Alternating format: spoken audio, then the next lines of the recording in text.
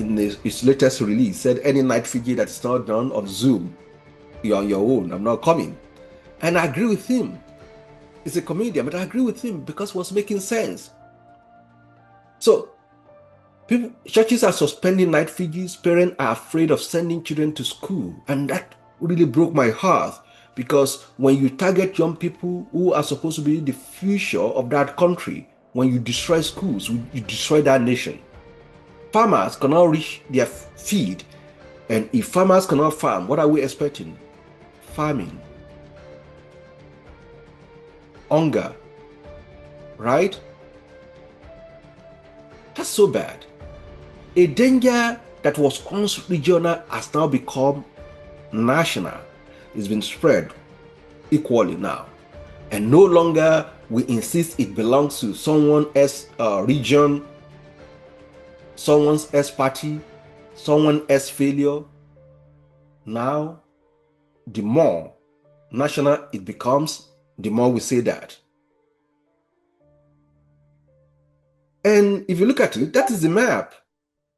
Northeast, northwest, north central, southwest, southeast. The reality is that there's no longer any kind of safe corner to point to at this point in time. Now that takes me to that part that nobody names, the perception war. And I want to tell you what I believe is actually happening, because I spent my career studying this as an homeland security professional. And I think the public conversation is looking at the wrong scoreboard. And I will tell you why.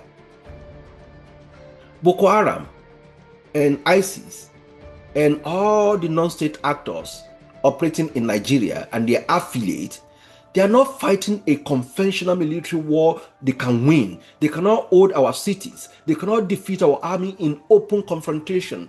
So what are they doing? They are fighting a different war, a war of perception, a war of what you, the ordinary citizen, believe about your own government. And the objective is psychological. It is to convince you that your state can no longer protect you, and it's working. That your soldiers, they are helpless. That police are absent at every point in time. That Abuja is a spectator to your suffering. And the moment you believe that,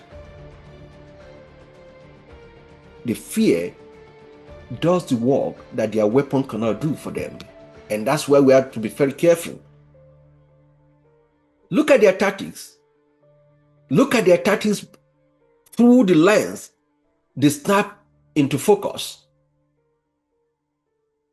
While demonstrating how you unalive a teacher and you film it, that is not for military advantage.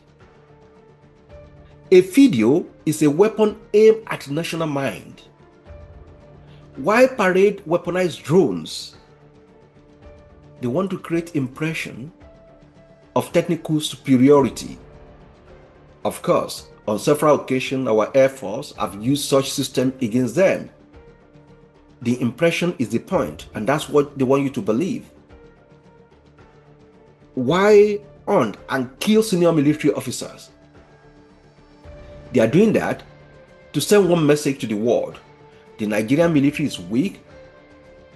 Whether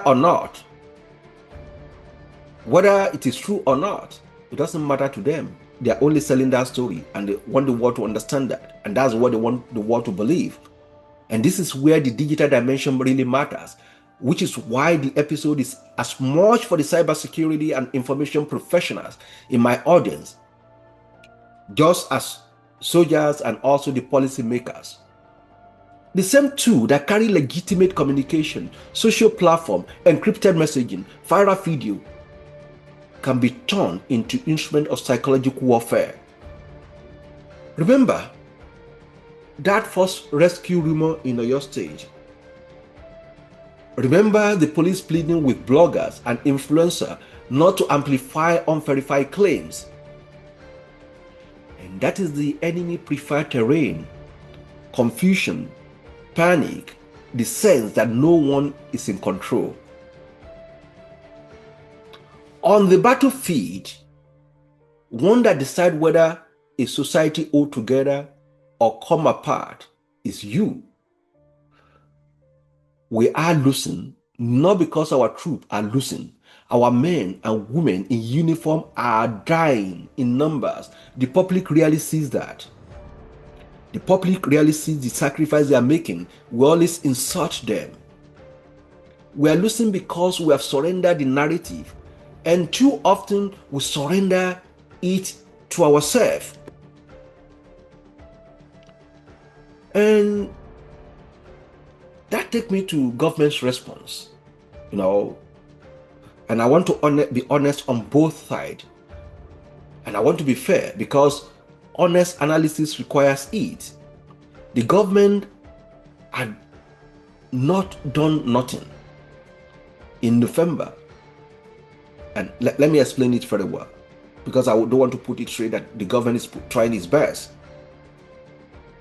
In November, the president declared a national security emergency and ordered mass recruitment into the security agencies. It didn't stop there. It changed the IGP. It withdrew police officers from VIP duty to return them to repolicing. He has procured mine-resistant vehicles and new ammo equipment. He relocated service chief to Maiduguri to focus on the fight. And the most significant development of the year, beginning on the 16th of May, Nigeria and United States launched a joint military operation against ISWAP and Boko Haram in the northeast. A senior ISWAP commander, of course, was neutralized, and by official account, around 175 militants were also unalive, were also neutralized in the first days. So we can see that those actions exist. The honest question is whether it is the right action and whether it reaches the root of the problems, and that's what we need to be asking ourselves. And here's my concern, and I want to state it plainly. Most of this kinetic and most of its hardware, of course, they have their place. More weapons, more strike, more vehicles. These things have their place, but they do not by themselves rebuild one of the things that the enemy is trying others to destroy, which is public trust. You cannot procure trust. You cannot extract your way to legitimacy, and that's very important. And the foreign intervention, of course, it offers tactical gain, what we've seen from the United States from December last year.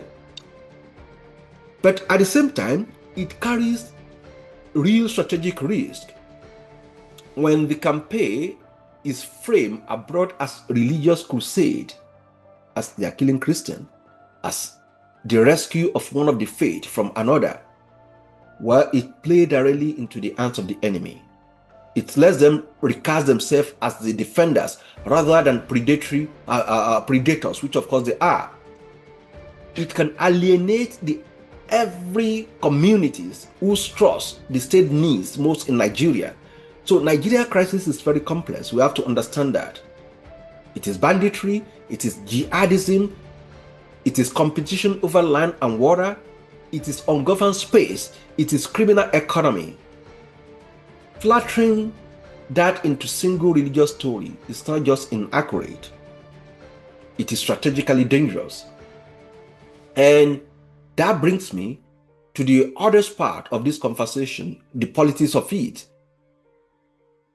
In the days after the Oyo abduction, a former governor went on national television and suggested that the kidnapping had been orchestrated by the state government to embarrass the president. He offered no evidence. He even said he might be wrong, which of course is wrong because there's no evidence. But the damage had been done already. The damage of such a claim is not in whether it can be proven or not. It is in what it teaches a frightening nation like that.